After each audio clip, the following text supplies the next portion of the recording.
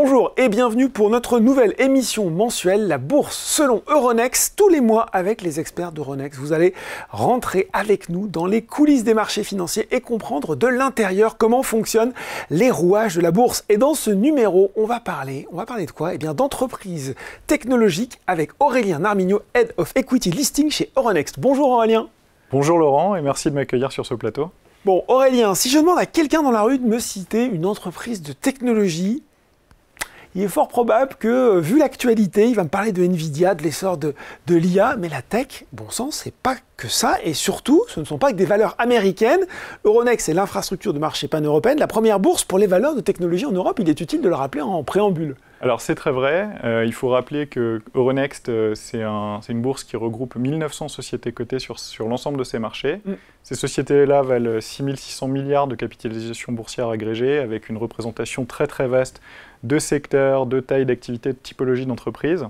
Et au sein de ces entreprises cotées, on a un segment technologique qui est très fort, qui est de loin le premier en Europe et qui va avec la taille de notre plateforme, comme je vous le mentionnais, qui est la première en Europe. On a 750 sociétés au sens large actives dans le secteur, dans les domaines technologiques. Ça va du digital à l'e-commerce, les technologies vertes, la biotechnologie, la robotique, les semi-conducteurs, la fintech, les logiciels. Et en fait, ces sociétés technologiques sur les marchés Euronext représentent 1300 milliards d'euros de capitalisation boursière. Et parmi elles, on aura l'occasion d'y revenir, on a un segment plus resserré de sociétés qu'on a choisies pour leur profil et de croissance et d'innovation. Ce sont 119 sociétés qui sont à la pointe de la transformation technologique des économies européennes. Bon ben voilà, la technologie est donc bien représentée, y compris au niveau européen. On voit aujourd'hui émerger de nouvelles jeunes pousses technologiques qui ont besoin de financement pour grandir, comme les startups de la French Tech par exemple. Quel rôle peut jouer Euronext dans leur croissance justement, Aurélien? Alors c'est une bonne question, parce que souvent on entend en tant que particulier, on voit les sociétés technologiques, on connaît le principe des seed rounds, des angel investors, du venture capital, etc. Et en fait ce système-là, à un moment, a besoin d'un relais. Et la bourse, c'est la plateforme de financement naturelle pour les entreprises de tech en forte croissance. Et pourquoi les entreprises de technologie ont une particularité dans leur financement? En fait, elles ont souvent des forts besoins de fonds propres pour financer leur développement. Elles ont des besoins en recherche et développement, elles ont des besoins pour accélérer un développement commercial très fortement. Et elles ont souvent la particularité de présenter une forme assez aiguë d'incertitude sur l'horizon de temps de retour sur investissement. La technologie, c'est bien, mais c'est risqué, on ne sait pas quand ça va payer. On ne sait pas quand ça va payer, exactement. Il y a des besoins très très forts d'investissement. La magnitude et l'horizon de temps pour mesurer le retour sur investissement sont très incertains. Et en fait, la bourse est le seul outil qui permet de mobiliser des capitaux à grande échelle sur le temps long. Et c'est pour ça que les entreprises technologiques trouvent leur financement naturellement en bourse. Donc voilà, trouver naturellement son financement en bourse, justement pour favoriser la cotation de ces entreprises de technologie, mieux faire connaître nos pépites européennes. Vous avez lancé l'initiative Euronext Tech Leader. En quoi ça consiste justement? Alors, Euronext Tech Leaders, c'est un segment de marché dans lequel on a voulu mettre vraiment la focale. Donc, c'est un outil de visibilité sur les entreprises leaders de leur marché et en forte croissance, leaders de l'innovation en Europe. Donc, il y a toute une série de critères assez détaillés pour la sélection de ces sociétés. Donc, c'est avant tout un outil de visibilité qui permet de canaliser l'attention des investisseurs institutionnels et particuliers sur ces entreprises et dans le monde entier. En plus de ça, en fait, ça ouvre l'accès à une communauté pour les dirigeants de ces entreprises qui bénéficient du support d'un réseau de partenaires étendu, donc notamment qui comprend les plus grandes banques d'investissement du monde, mais également des acteurs plus locaux avec des prismes de spécialisation sectorielle, etc., qui leur offrent un accompagnement dédié qu'on a construit avec eux, et un accès privilégié à des bassins d'investisseurs particulièrement actifs sur le secteur technologique. Et cette initiative complète une autre initiative qui s'adresse plutôt en amont de la cotation aux sociétés de technologie qu'on accompagne pour leur présenter sous un programme qu'on appelle IPO Ready tous les rouages en fait, de ce que représente l'introduction en bourse pour l'équipe dirigeante, comment mener ma société en bourse de manière efficace d'un point de vue managérial, financier, juridique, etc. On aura peut-être l'occasion d'en reparler aussi d'IPO Ready, prêt pour l'introduction en bourse. Quelle typologie d'entreprise on va retrouver parmi les sociétés d'Euronext Tech Leader?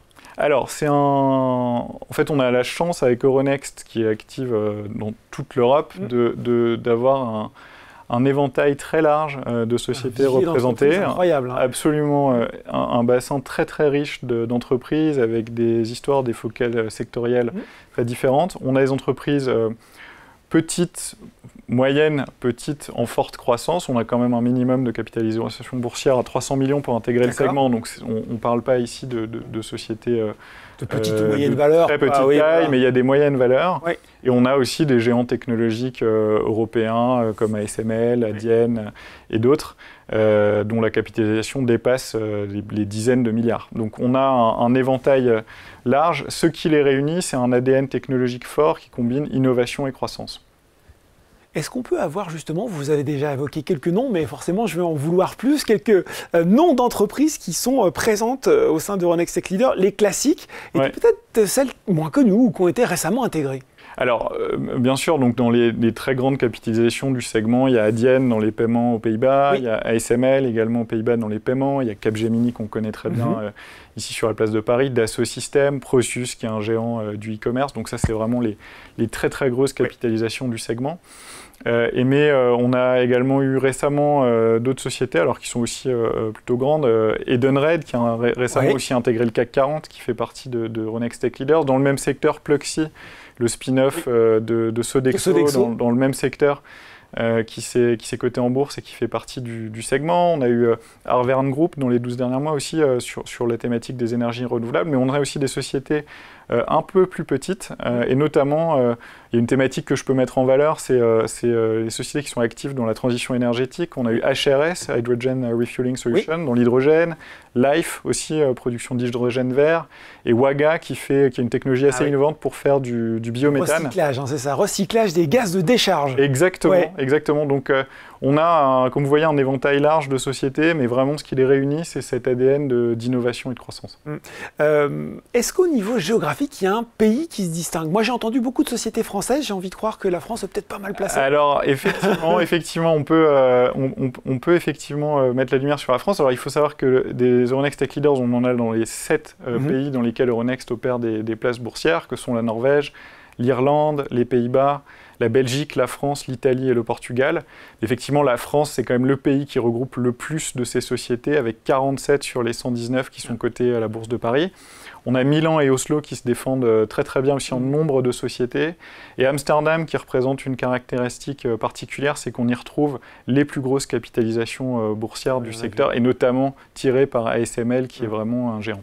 Justement, si on se concentre sur la France, quel est, votre regard sur les valeurs technologiques françaises, et puis comment Euronext participe à leur développement au travers de cette initiative? Alors en France, on a la chance d'être dans un écosystème très riche, avec des pouvoirs publics qui sont très volontaristes sur le sujet.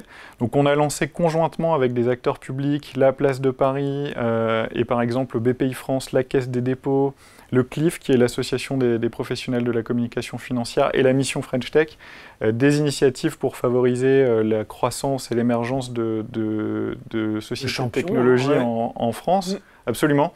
Par exemple, CDC a créé un fonds d'investissement qui s'appelle CDC Tech Premium en juin dernier, qui est doté de plus de 300 millions d'euros pour accompagner l'entrée en bourse des licornes françaises. On a créé un club des investisseurs Cornerstone avec BPI France, où en fait on permet aux dirigeants des licornes très prometteuses de se confronter aux questions et au prisme d'analyse des investisseurs de marché. Donc ça, c'est quelque chose qui est très utile. BPI France a mobilisé 500 millions d'euros pour être investisseur cornerstone dans des introductions en bourse. Avec la French Tech, on offre un support spécifique aux entreprises de technologie. Le CLIF a des programmes dédiés de formation en matière de relations investisseurs pour ces sociétés-là.